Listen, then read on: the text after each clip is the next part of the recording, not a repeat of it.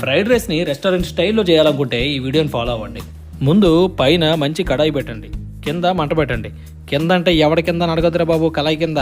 తర్వాత ఆయిల్ పోసుకొని అది బాగా హీట్ ఎక్కిన తర్వాత 2 గుడ్లు బాగా గిలక్ కొట్టి దాంట్లో పోసేయండి. తర్వాత ఎగ్ని కలిపేసి కైమా చేసేయకుండా ఓపిక్గా నిదానంగా పెద్ద సైజు ముక్కలు చేసుకోండి.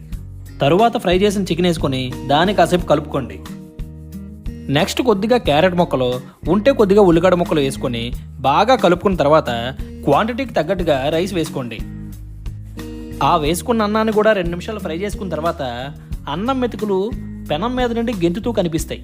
అప్పుడు ఈ స్క్రీన్ మీద కనిపించే పౌడర్లన్నీ ఒకేసారి వేసేసుకోండి, ఏ ప్రాబ్లం లేదు. నెక్స్ట్ కొద్దిగా సోయా సాస్ ఇంకా చిల్లీ సాస్ ఈ 2 వేసుకొని ఉప్పు కారం సరిపోయా అని చెప్పి టేస్ట్ చూసుకొని ఇంకా ఫైనల్గా అయిపోయినట్టే. చివరగా నేను చెప్పొచ్చేది ఏంటంటే, మీ దగ్గర పెద్ద మంట వచ్చే పొయ్యి, దాని మీద సరైన కడాయి, ఈ 2 లేకపోతే మీరు ఎన్ని వీడియోస్ చూస్ చేసినా సరే పర్ఫెక్ట్ ఫ్రైడ్ రైస్ చేయడం